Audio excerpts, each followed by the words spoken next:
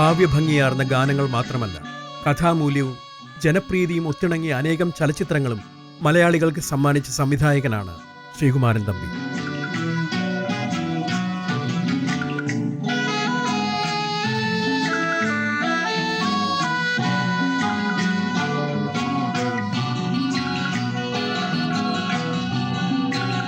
മനുഷ്യബന്ധങ്ങളിലെ സങ്കീർണതകളെ ഇത്ര കയ്യൊതുക്കത്തോടെ വെള്ളിത്തിരയിലേക്ക് ആവാഹിച്ച ചലച്ചിത്രകാരന്മാർ കുറവ്. ജീവിതത്തിന്റെ സമസ്ത ഭാവങ്ങളും ആ സിനിമകളിൽ പ്രേക്ഷകൻ കണ്ടു. സാധാരണ മനുഷ്യരുമായി എളുപ്പം താദാത്മ്യം പ്രാപിക്കാൻ കഴിവുള്ളവരായിരുന്നു ശ്രീകുമാരൻ തമ്പിയുടെ ചിത്രങ്ങളിലെ കഥാപാത്രങ്ങൾ. സ്വാഭാവികമായും ആ കഥാപാത്രങ്ങളെ പൂർണ്ണമായി ഉൾക്കൊള്ളാൻ മലയാളി പ്രേക്ഷകർക്ക് പ്രയാസമുണ്ടായില്ല. ജീവിതഗാനം എന്നുള്ള ഒരു പടം ഞാൻ ചെയ്ത പടങ്ങളിൽ എനിക്ക് ഏറ്റവും ഇഷ്ടപ്പെട്ട പടങ്ങളിലൊന്നാണ്. വളരെ നല്ലൊരു ഉദ്ദേശത്തോടുള്ള സിനിമയാണ്, നല്ലൊരു പടമാണ്. തരക്കേടില്ലാതെ ഓടുകയും ചെയ്തു, വലിയ ഹിറ്റായിട്ടില്ലെങ്കിലും ഓടുകയും ചെയ്തു. സത്യനായക, മുക്തിദായക, പുൽത്തൊഴുത്തിൻ പുളകമായ. കാരണം ഞാൻ ബൈബിൾ പഠിച്ചിട്ടുണ്ട്, ബൈബിൾ നന്നായി പഠിച്ചിട്ടുണ്ട്.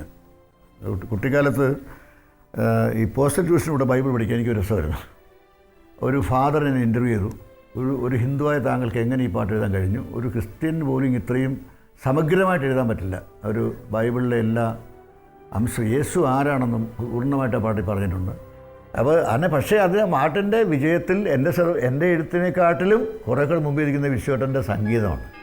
അപ്പോൾ ജീവിതത്തിലെ ഗാനം എന്ന് പറയുമ്പോൾ ഇന്നും ഇതിപ്പോൾ സത്യനായക, മുക്തിദായക, പുൽത്തൊഴുത്തിൻ പുളകമായ, സ്നേഹഗായിക, ശ്രീ യേശുനായക എന്നുള്ള പാട്ട് ലോകം മുഴുവൻ പരന്നു കഴിഞ്ഞു. ലോകം മുഴുവൻ എവിടെയൊക്കെ മലയാളികളുണ്ടോ, എവിടെയൊക്കെ മലയാളി ചർച്ചകളുണ്ടോ, അവിടെ എല്ലാ പാട്ട് പാടുന്നുണ്ട്. സത്യനായക, മുക്തിദായക, പുൽത്തൊഴുത്തിൻ പുളകമായ, സ്നേഹഗായക, ശ്രീ യേശുനായക. സത്യനായക, മുക്തിദായക, പുൽത്തൊഴുത്തിൻ പുളകമായ, സ്നേഹഗായക, ശ്രീ യേശുനായക. മലയാള സിനിമയിൽ നമുക്കൊരുപാട് നല്ല ക്രിസ്തീയ ഭക്തിഗാനങ്ങൾ നമ്മുടെ രചയിതാക്കളും സംഗീത സംവിധായകരും നമുക്ക് സമ്മാനിച്ചിട്ടുണ്ട്. പള്ളിയിൽ നടക്കുന്ന ഒരു കൊയർ എങ്ങനെ ഇരിക്കണം എന്നുള്ളതിൻ്റെ ഉത്തമ ഉദാഹരണം ആണ് ജീവിതമൊരു ഗാനം എന്ന ചിത്രത്തിലെ സത്യനായക. അന്വേഷിച്ചാൽ കണ്ടെത്തിയിടും പുണ്യതീർത്ഥമേ, സാഗരത്തിൻ തിരയെ വെന്ന് കർമ്മകാണ്ഡമേ, അന്വേഷിച്ചാൽ കണ്ടെത്തിയിടും പുണ്യതീർത്ഥമേ, സാഗരത്തിൻ തിരയെ വെന്ന് കർമ്മകാണ്ഡമേ,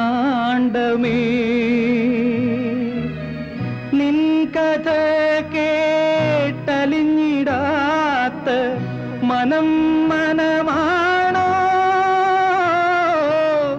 നിന്റെ രാജ്യം വന്നു ചേരും പുലരിയെന്നാണോ,